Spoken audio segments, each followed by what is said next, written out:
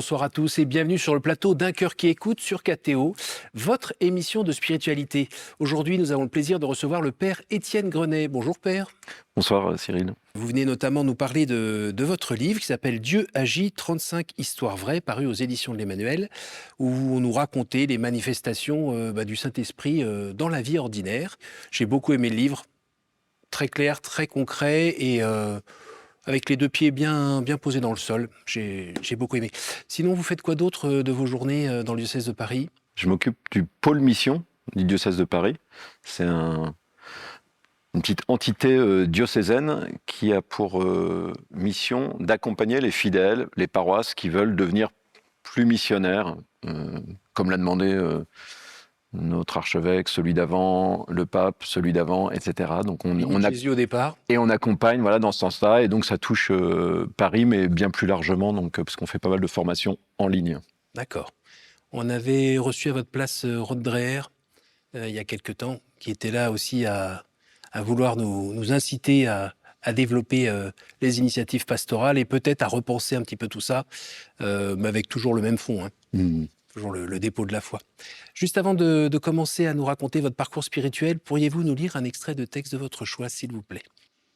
Quand Jésus apprit l'arrestation de Jean le Baptiste, il se retira en Galilée.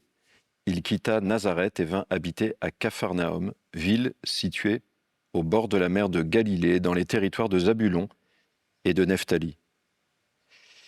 À partir de ce moment, Jésus commença à proclamer « Convertissez-vous, car le royaume des cieux est tout proche ». Comme il marchait le long de la mer de Galilée, il vit deux frères, Simon, appelé Pierre, et son frère André, qui jetaient leurs filets dans la mer, car c'étaient des pêcheurs. Jésus leur dit « Venez à ma suite, et je vous ferai pêcheurs d'hommes. » Aussitôt, laissant leurs filets, ils le suivirent. De là, il avança, il vit deux autres frères, Jacques, fils de Zébédée, et son frère Jean, qui étaient dans leur barque avec leur père, en train de réparer leurs filets. Il les appela. Aussitôt, laissant la barque et leur père, ils le suivirent. Jésus parcourait toute la Galilée. Il enseignait dans leur synagogue, proclamait l'évangile du royaume, guérissait toute maladie et toute infirmité dans le peuple. Pourquoi cet extrait ? C'est l'évangile d'hier et qui illustre assez bien un aspect qui est développé dans le livre, c'est que Jésus, dans sa vie publique, il a eu un certain nombre d'actions qui sont résumées ici par Matthieu, qui dit « Il proclame la bonne nouvelle ». Et cette proclamation, elle se développe dans deux directions. Dans la direction d'un enseignement plus large que juste le royaume des cieux est tout proche, qui explique plein de choses. Et aussi une deuxième direction, c'est des signes, notamment les guérisons, qui attestent, manifestent la vérité, on pourrait dire, ou permettent de s'ouvrir à la vérité de ce que Jésus est en train de dire. Puis entre les deux, dans ce qu'on a entendu, eh bien Jésus, pour faire ça, embarque aussi des disciples dont il va faire des envoyés, des pêcheurs d'hommes, c'est les baptisés qui sont embarqués dans cette même mission de Jésus. Quand on lit votre livre, ça consonne bien avec cet extrait parce que on a l'impression que votre découverte à la sortie du séminaire, alors votre découverte, votre peut-être approfondissement des charismes, de ce que l'Esprit Saint nous a laissé, enfin nous fait vivre plutôt. C'est Jésus qui nous laisse l'Esprit Saint, une fois que lui il est parti, le Saint-Esprit est là et vient avec tous ses charismes. Cette redécouverte, on a l'impression en fait, en lisant ce livre et cette redécouverte et cette expérience des charismes, de vivre à nouveau avec Jésus ici et maintenant. Que ce que vous venez de lire comme extrait de l'Évangile, c'est pas une belle histoire qui s'est passée il y a 2000 ans, c'est à nouveau aujourd'hui. Oui, c'est ça, moi, c'est aussi pour ça que j'ai écrit le livre, parce que c'est une expérience qui est quand même très joyeuse, qui est au cœur de la vie chrétienne. C'est que l'Évangile n'est pas simplement une histoire qui nous dit des événements passés, même si c'est ça pour une part. Mais en fait, chaque page d'Évangile est appelée, et ça se vérifie, à être quelque chose qui se réalise, qui s'accomplit à nouveau, on pourrait dire, aujourd'hui. Voilà. Et c'est vrai que dans la dimension, de l'enseignement, ça se fait, on est peut-être plus attentif à ça. C'est-à-dire qu'il y a des gens qui continuent d'enseigner, et qu'au fond, c'est le Christ lui-même qui continue à enseigner à travers son Église. Mais ça vaut aussi pour la proclamation, l'annonce. Et puis ça vaut aussi pour prier pour les malades et que des malades soient guéris ou d'autres choses. Voilà. Donc c'est sûr que ces expériences-là, elles nous font réaliser de manière plus vive que, je dirais un peu, l'évangile est réel dans le sens où il est actuel aussi. Voilà. Mhm. Et ça, c'est quelque chose de très rafraîchissant, en fait. Ouais.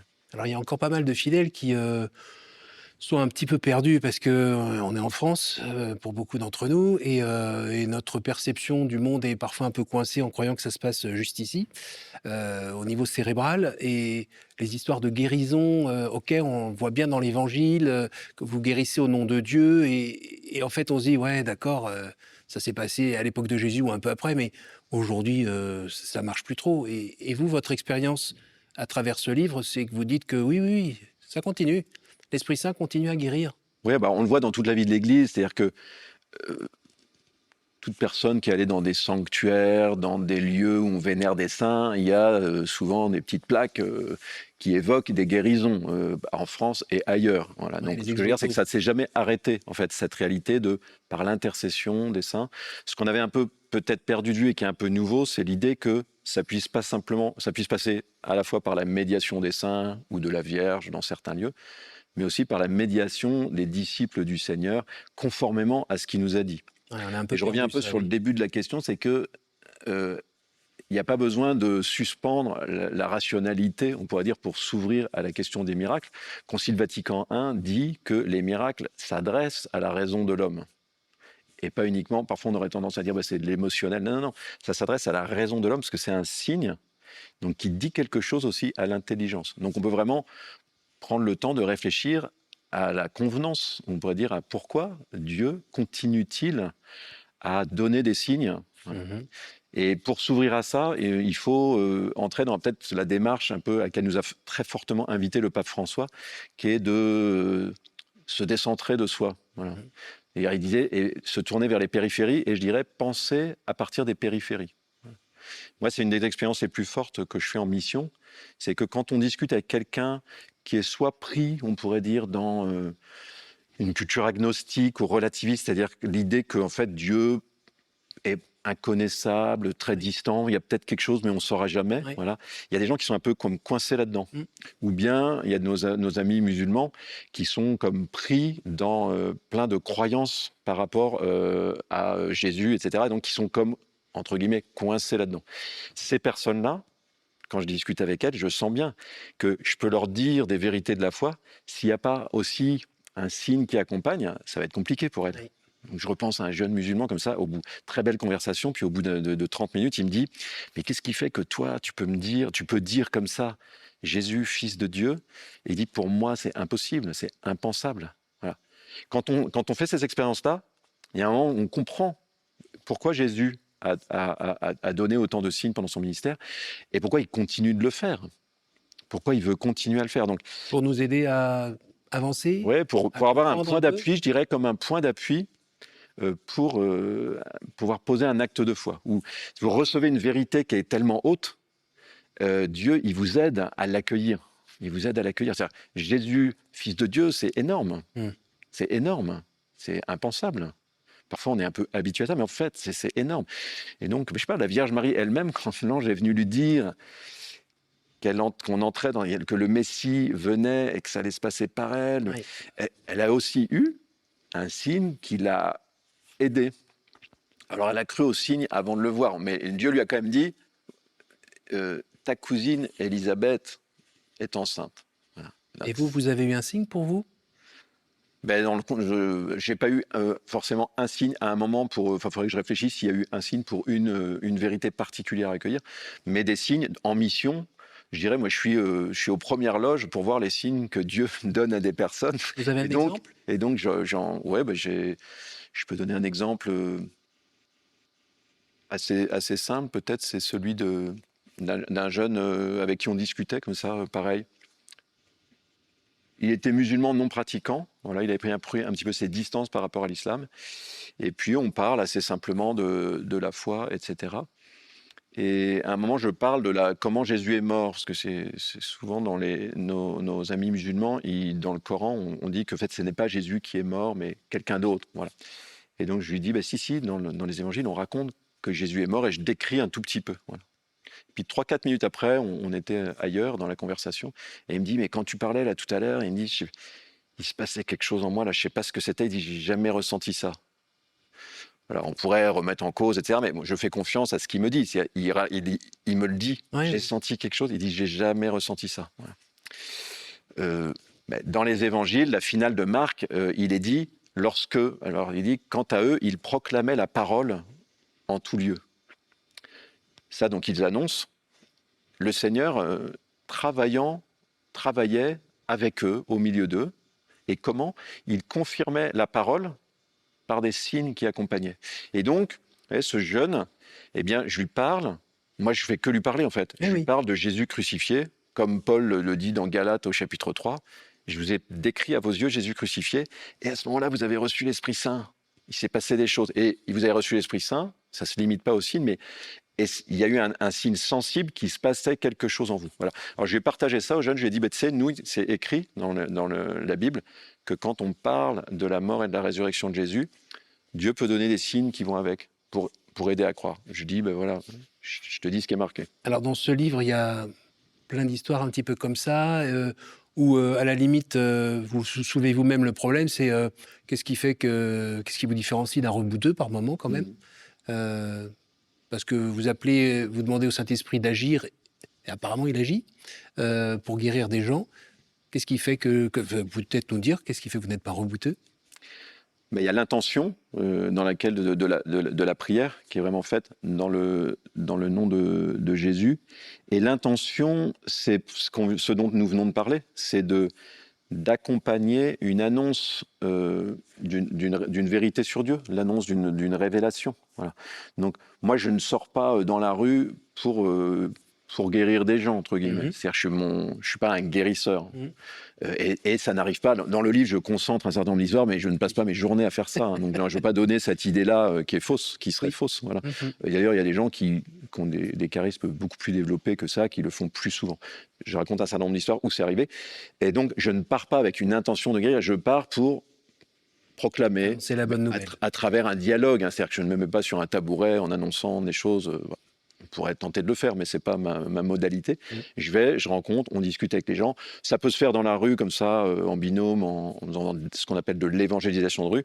Ça peut se faire aussi, je sais pas, en allant acheter son pain, où il se passe quelque chose, dans un train, où il y a une conversation qui se noue avec le voisin. Et là, il peut aussi se passer des choses. Et la prière, elle est vraiment faite, elle est au nom de Jésus. Et c'est pas une prière cryptique. Il y a rien de caché. La prière, ce sont des prières extrêmement simples. Il n'y a pas une formule, voilà, qu'on m'aurait transmise et que je redonnerais à travers une initiation. Il n'y a absolument pas de place pour ça. Vous avez, d'après le livre, vous avez découvert la foi chrétienne dans le sein d'une famille catholique pratiquante. Et on n'a pas l'impression que vous avez eu énormément de crises de foi. Non, je mentirais si je disais que j'ai perdu la foi à un moment. Bon, alors, j'ai un tempérament qui est plutôt, je dirais, assez linéaire, assez comme ça, donc ça, je pense que ça joue aussi. Ça ne veut pas dire qu'il n'y a pas de mise à l'épreuve de la foi dans des temps moyens ou longs, mais voilà, j'ai toujours eu la foi. Et il y a quand même eu une bascule significative. Alors, moi, le grand tournant dans ma vie, c'est quand j'ai découvert ce qu'on appelle l'oraison, c'est-à-dire on pourrait dire la prière silencieuse chrétienne. C'est une mère de famille qui m'avait parlé de ça. J'étais dans un petit groupe avec son fils et c'était elle qui nous formait. On était quelques jeunes. Et elle racontait comment elle priait le matin. Et là, la manière dont elle priait, elle m'a dit, mais moi je suis en silence. Je répète pas des choses. Et j'essaye de me mettre dans la présence de Jésus ressuscité. Et donc je lui dis simplement, je suis là pour toi. Voilà. Et ça m'a, je sais pas, ça a réveillé quelque chose en moi. Je me suis dit, mais je veux faire la même chose. Alors elle priait 30 minutes tous les matins. Moi, je me suis dit, je vais commencer à 5. Voilà.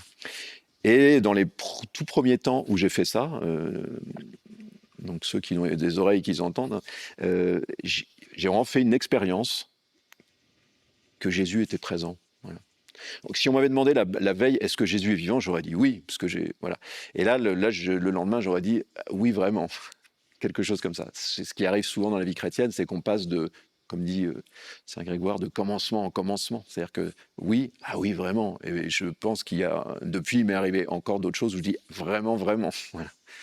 Et donc ça, pour moi, c'est vraiment le tournant de ma vie. C'est-à-dire que Jésus est devenu la première personne de ma vie. C'est comme s'il était un peu sorti je ne vais pas dire du décor, parce qu'il Oui, n'était pas oui. dans le décor, mais il est venu là, et là, je me dis, ça va être la personne la plus importante de ma vie. Mais sans que ce soit un appel déjà à devenir prêtre qui est venu après. C'est beau. Et les crises de foi, donc non. Après, des temps un peu de désert, un peu. Oui, c'est-à-dire que c'est des temps où je pense, peut-être on ressent moins de choses, Hmm. il peut y avoir une forme de pas de sentiment de vide dans certaines activités, ouais, des choses comme ça, puis qui peuvent durer.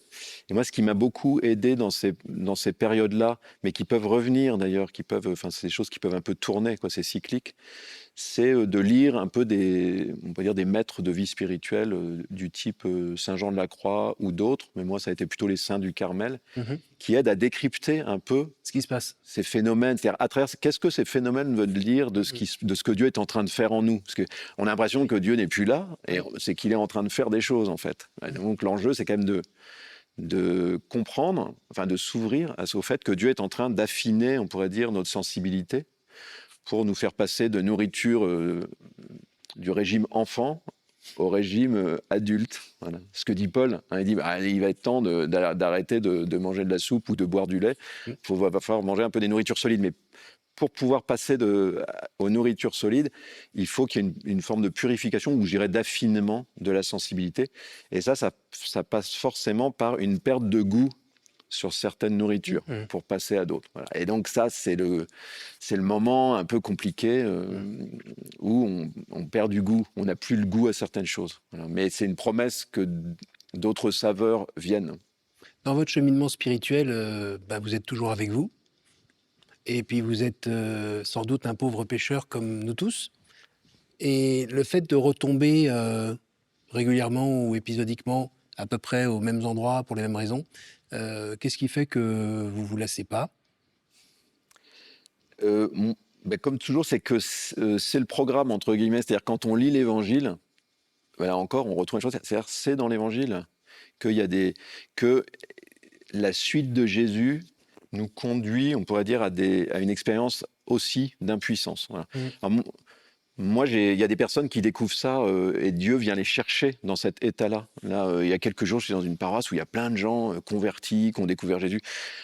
On voit Jésus est venu les chercher dans le fossé, quoi. Ouais. Voilà. Moi, j'ai jamais été dans le fossé entre guillemets, mais c'est ce que vous évoquez. Donc, c'est plutôt en entrant dans une plus grande radicalité de la vie chrétienne qu'il y a des choses, on voit, on n'arrive pas à passer, quoi. Mm. Voilà. Et là, il y a quand même cette parole de Jésus qui dit au sujet de l'homme riche qui n'arrive pas Oui. à entrer dans la radicalité, il dit pour les hommes, c'est impossible. Voilà. Et donc, il y a forcément dans notre vie chrétienne un moment où on va être conduit, c'est un peu mystérieux et paradoxal, à une situation d'échec. Parce que la suite, c'est mais pas pour Dieu. Pour Dieu, tout est possible. Et donc, le Seigneur, à travers des lieux un peu humiliants, d'échecs répétés, il vient travailler en moi. Je dis, c'est pas Dieu ne joue pas avec nous, Oui, ne nous oui. manipule pas, mais c'est à travers ça, voilà, ces zones d'échec, Dieu vient me mettre dans un lieu d'impuissance, mais qui est aussi un lieu d'ouverture à sa puissance. Voilà. Et donc, c'est une grâce. Alors déjà, c'est l'humiliation Oui. aide à l'humilité, et Ouais. puis c'est aussi un lieu d'ouverture à appeler Dieu pour que ça vienne de lui. Et jamais l'impatience vous gagne et... Si, il y a des moments où il y a les larmes, il peut y avoir des moments où il y a l'impatience, il peut y avoir des moments où il y a ce qui est un peu plus dangereux presque, où il y a une espèce d'accoutumance. On se dit, oh, c'est peut-être pas si grave. Ouais. Voilà. Donc il y a des choses qu'il faut surveiller. Voilà. C'est pour ça qu'on a des temps comme le carême, comme qu'on a ces temps liturgiques qui nous aident à parfois nous remobiliser sur. Et puis parfois une direction spirituelle aussi. J'allais dire, ouais. J'allais dire effectivement, moi, ce qui m'a aidé, c'est aussi d'avoir parfois une parole qui vient nous nommer quelque chose qu'on vit, ou soit pour redonner l'encouragement, soit pour nous redonner un petit peu de combativité ou d'attention ou de fait un accompagnement spirituel. Ouais.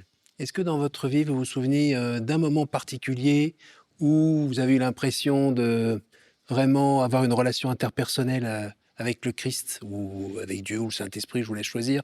C'est la même personne, donc.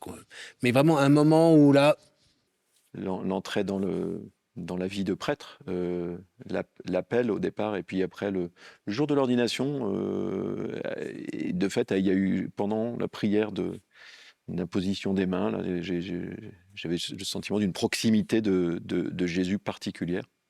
Et puis quand j'ai découvert cette présence agissante du Saint-Esprit dans les charismes, dans la prophétie, dans la guérison, là, il y a eu une espèce de prise de conscience un peu différente. Mais ça, c'est quelque chose qui est très récurrent, quoi. Donc, je peux dire que je vois plein de choses pour moi, mais aussi dans les autres. C'est aussi un autre élément, moi, qui m'a aidé à beaucoup grandir, c'est que moi, je me connecte à ces expériences-là aussi quand quelqu'un me raconte une expérience comme ça. Je la reçois pour moi presque. Il y a 2 jours, j'étais dans une paroisse, on priait un peu, puis on essayait de s'ouvrir à ce que Dieu peut nous inspirer. Donc j'allais dire, on faisait une forme d'exercice charismatique comme ça.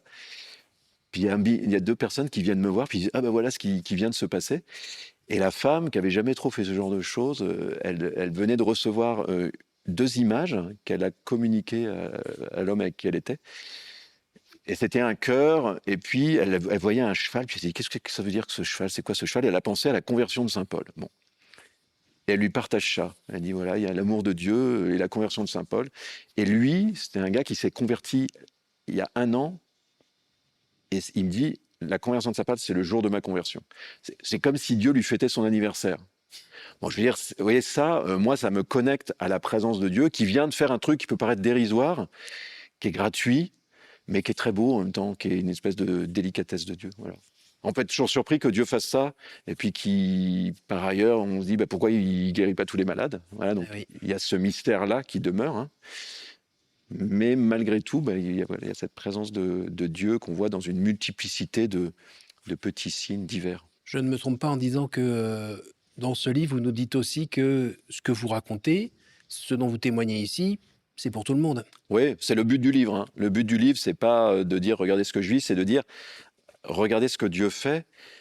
Et il cherche des personnes qui se rendent disponibles pour ça. Voilà.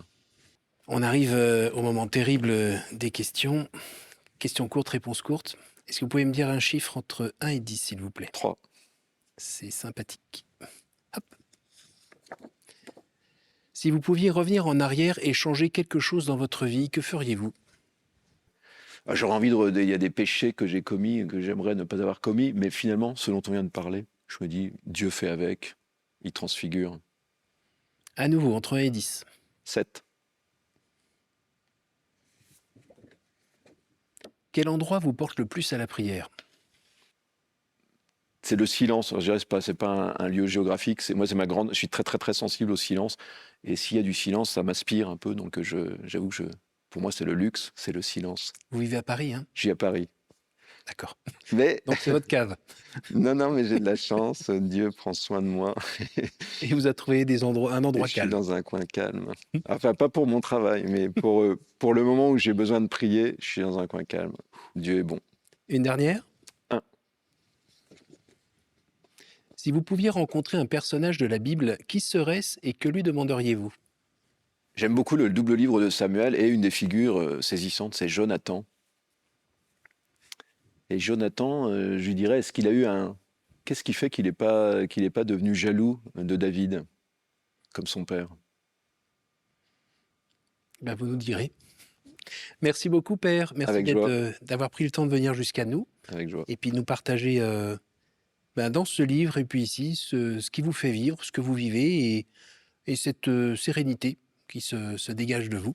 Je rappelle le titre de votre livre, Dieu agit, 35 histoires vraies, aux éditions de l'Emmanuel. Merci beaucoup. Merci à vous tous pour votre fidélité.